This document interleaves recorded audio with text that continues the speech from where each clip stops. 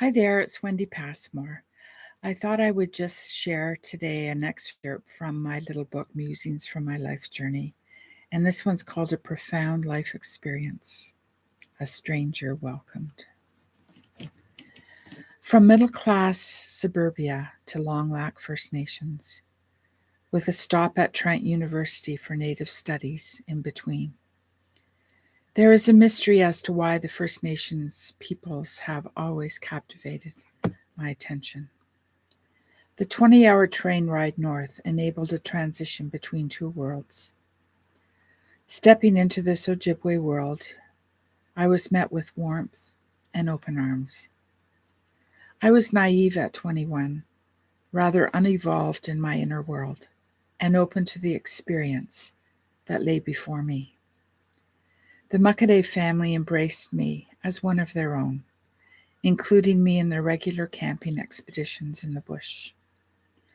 Fried bannock on the open fire, potatoes warming in the hot coals, and fresh fish frying in the open pan were among the culinary delights.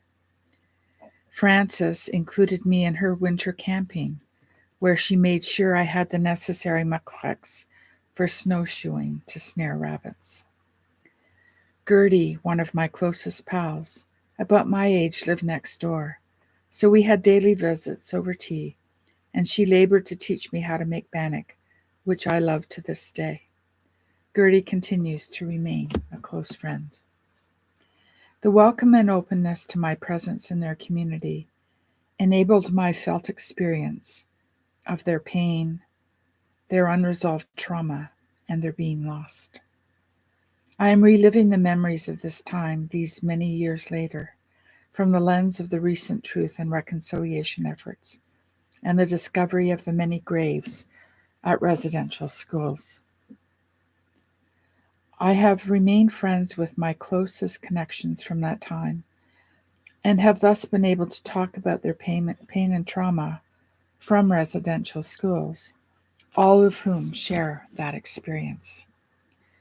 It seems that first the truth and reconciliation efforts, and then the revelation of the children's graves enabled the lid to come off, and the hidden stories of abuse and trauma began to be talked about.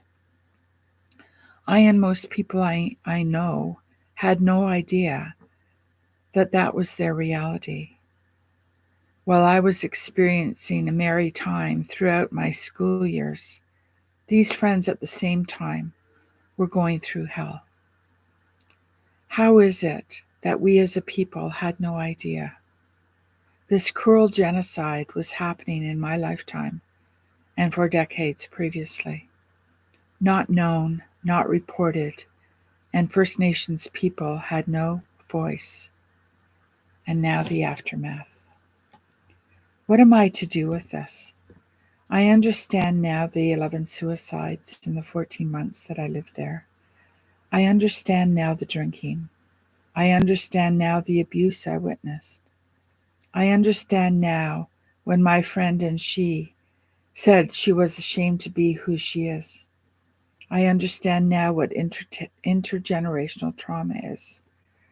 I understand now their struggle to regain their dignity by learning their language and traditions.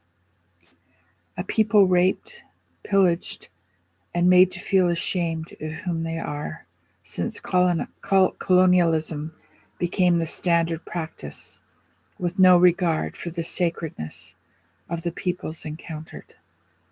How can a people overcome all of this, and so much done in the name of the church? I witness in my friends' resilience, a deep longing to heal, a slow recovery of traditions, and a slow moving forward into a life of pride and dignity. Some will never make it, though.